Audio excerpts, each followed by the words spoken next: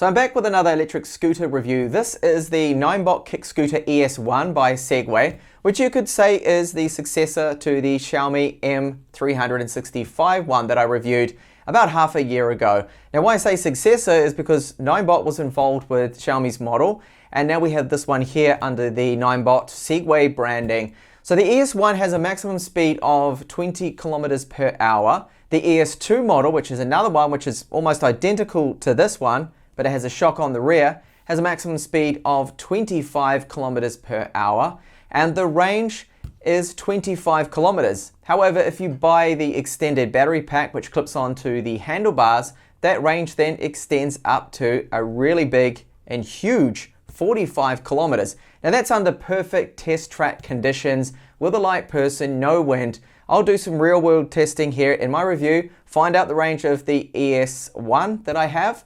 So the differences from, you could say, the previous model Xiaomi's is they've now got hard rubber wheels on them. So no more inflated air tires susceptible to punctures, to flats, and that is a real hassle to change those. So they've done away with that, which is a really good design move, I feel. And we also have no disc brake on the rear. It's now a manual brake, so the braking probably is not going to be as good there. And it's a little lighter. This one's 11 kilos. The ES2 version is 12 kilos. So it is well packaged up here, and some assembly is required. You can see that the handlebars aren't in place. So installing handlebars is easy. All you need to do is just plug it in, and then using the 4 torque screws that are supplied in the box and the tool, screw the handlebars in place. So the front is where you'll find the motor, solid rubber wheels. We have this cover over here that goes across the shock there. So inside you'll find a spring there and a shock absorber that's going to help absorb some of those little bumps and just make the ride overall more comfortable. Now the fork is made out of metal, but this cover over the top is plastic. It's only there for aesthetics, so you're not seeing the wheel nuts and wires and all that sort of thing. So the scooter has a really clever latch mechanism here, so all you need to do to open it fully is just to simply pull the handlebars up. And you'll hear it will click into place, telling you it's secured. There's also a warning here that if you stand on this while in use, well, it's going to be catastrophic, isn't it? It's going to cause it to collapse and you'll come off the scooter. On the left side, there's a discrete alloy kickstand. The clearance you get under the scooter is approximately 73 millimeters, so it's not a lot, so be careful when jumping down curbs. Along the base, you'll find this nice grey anti-slip rubber. So the ES1 model does not have an LED brake light on it. The ES2 model does, which will be located just in this part here. Instead, on this one, we get reflectors, and the brake, of course, is an old-fashioned style manual one, so you press down on this part here, which in turn creates friction on the wheel, slowing you down.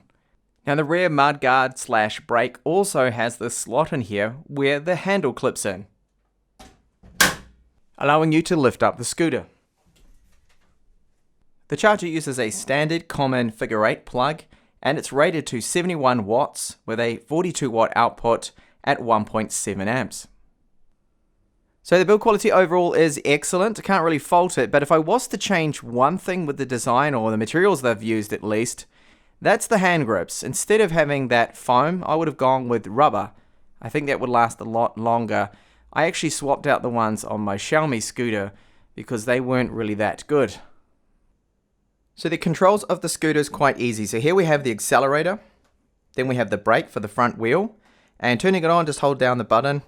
And you can see right now it's what's in the limited mode, they call it. So no S logo is showing here, and that limits it to what speed you set in the application. So that would be, at the moment, it's 15 kilometers per hour. So it's ideal for perhaps a 14-year-old. You don't want accelerating too fast, and you don't want them to come off at 20 kilometers per hour. If they were to come off, then it wouldn't hurt as much at 15. Now double tapping, this gets you into what's called the standard mode. So normal acceleration, 20 kilometers per hour maximum. Double tapping again, the logo goes red, and this is sports mode, which will accelerate slightly quicker than the standard mode, but you're still limited to that 20 kilometers per hour max, unfortunately. Now you'll see that the readout here shows you your speed, battery percent, so each of these bars is 25% battery, and it's in kilometers per hour at the moment, but using the app you can change it over to miles per hour. So with the Ninebot app that's available in Google Play Store, in your Apple Store, you can connect up to it, you can view your remaining mileage and the battery life. You can also change the energy recovery mode, which is basically setting the amount it's going to de-accelerate using a bit of braking on the motor there to help recharge the battery a little. Now I keep it on the weak mode. I find that's the best because I like to be able to just roll down hills and not have it having that resistance there slowing you down a little bit. You can also name the vehicle, set a password there for Bluetooth. You can view other information like your mileage that the scooter has done, the temperature of the mainframe there, 23 degrees at the moment, and also enable what's called the cruise mode. So if you hold down the accelerator for more than 5 seconds, it will lock in that speed until you brake or tap the accelerator again. So it's great just to hold it down, let it beep, and then you can just cruise along at that constant speed you set without having to hold your finger down on the accelerator the whole time. So once powered on and all get up, all you do is just kick off, get up to 3 kilometers, and then you can accelerate. Now the acceleration isn't super quick or anything like that, but it's sufficient. This is just in the normal mode. If you put it into sport mode, it'll be a little quicker. And you can see your readout there. So maximum speed 20 kilometers per hour, which is nothing amazing. Now it rides really well. It's quite agile. And the braking, most of the time, I just use the front wheel brake. I don't really touch that manual brake on the rear. So up ahead there's some gravel. I'm going to go over that on the scooter and we'll see how it handles it.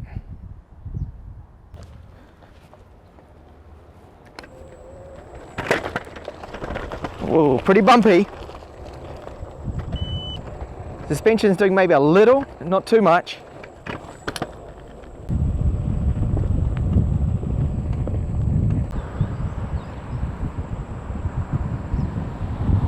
So I have a rocky path ahead of me right now.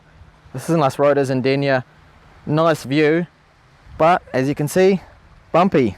So let's see how it handles it. Oh, that scraping noise is the kickstand. Don't forget to pull that out of the way. So you can see this is quite a bumpy ride here. So wet surface here, going to do a full-on braking test. Not too bad, no skidding, so it does have like an ABS, well, electronic system there to stop it from skidding or locking up. So after some heavy riding and heavy braking, you can see this little heat logo has popped up there. So that's just telling me that it's getting warm, the motor, and if it gets too hot, what will happen is it'll probably end up slowing itself down a little. That happens also on the Xiaomi Mi 365. So the official specs claim that you can only go up gradients of about 10 degrees. And my little test here was approximately 15-20 degree climb up this little slope here, and as you can see it made it about 75% the way up, and that last little quarter I just have to give it a few kicks to get right up the top.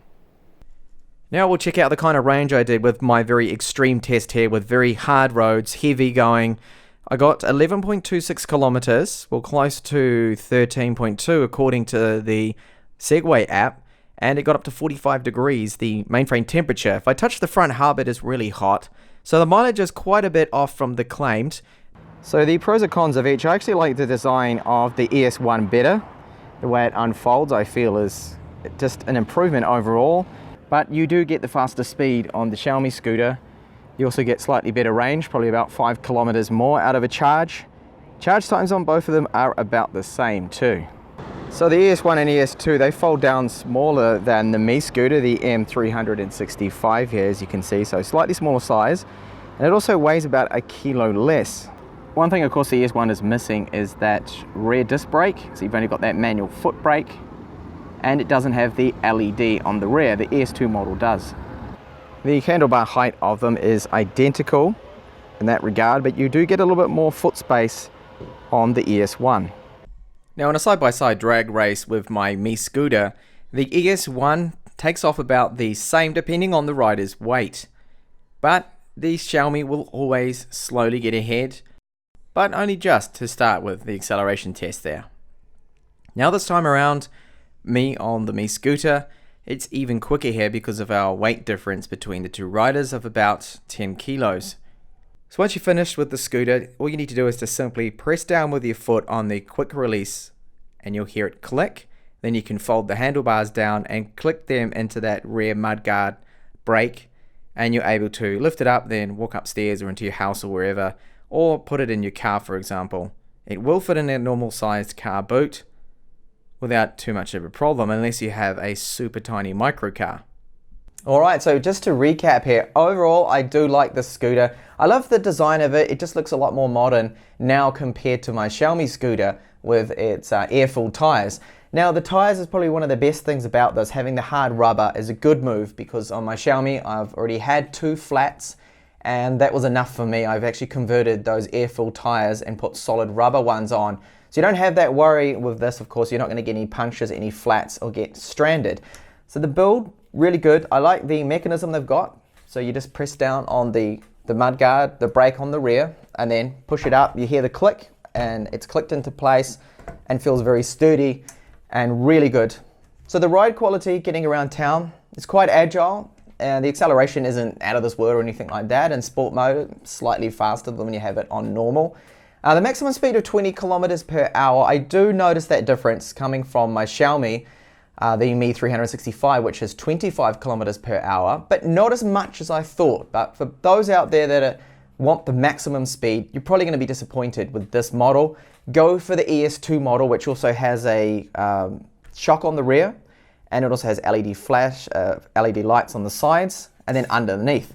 The other thing to note too, that this material that they put on the top, on the ES2 model, I believe is black and not this grey color. As you can see, the grey is attracting and showing all the dirt on this. I've only used this scooter now for a few days, and look how dirty it is already. The other thing is when you brake using that rear brake, which by the way works particularly well, it does the job. I mean, you can even lock up the rear wheel if you wanted to skid or do anything like that. Dirt comes off that every time you brake, and it all comes and lands along the top here, so that's going to get dirty. So that's a minor complaint. Another minor complaint with the design is the rubber plug that fits over the DC in there for charging. It's a little hard to get in there, so many times I have to mess about with trying to get that plugged in properly. There we go, now it's in, so that's all right. The front shock, I know it's doing something, but honestly it doesn't feel like it's doing that much. It's probably taking out some of the shocks and vibrations. A good move as well, they have put a rubber grommet. So where the handlebar bolts onto the main part here where the battery is, they've got this rubber on there, so that's absorbing some of those vibrations along with the foam grips. Now another minor complaint is the ends here. I don't know if you can see that. They're kind of a little bit loose. They should probably glue them in place, or I will probably glue that. I might have to change the grips later on in the future. Even though they are nice, the foam ones, because they absorb those vibrations, I don't see them withstanding the test of time. I mean, something like one of those lock-on grips will probably be a little bit better, the ones you get for mountain bikes. That's what I actually put on my Xiaomi. So other than that, the range, okay, not as great as they claim. So 25 kilometers, they say, is what you can get out of this, because that was in perfect test conditions when they did that test. So that would have probably been someone that weighs 65 kilos. I weigh 81, and they would have had no wind and a complete smooth surface. That's how they got 25. So expect less. So if you need to do, let's say, 30-kilometer journey, this is not going to do it. Now you can of course get that extra battery that plugs in here. You need to bolt it onto it, and that will extend your range up to 45 kilometers. But again, that's probably only about, I would say, 30 kilometers or 35 with the extra battery, but it's still a really good range then when you have that. The application is another con too. You have to activate the scooter with their app, and if you don't activate it, the speed of it is limited and it keeps beeping.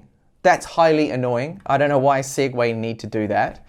So their app's not that great, and it's crashed on me a few times too. But it's good that it gives you that information. We can set the cruise control, and there's a few other little tweaks there. Have a look at the mileage of the scooter as well there.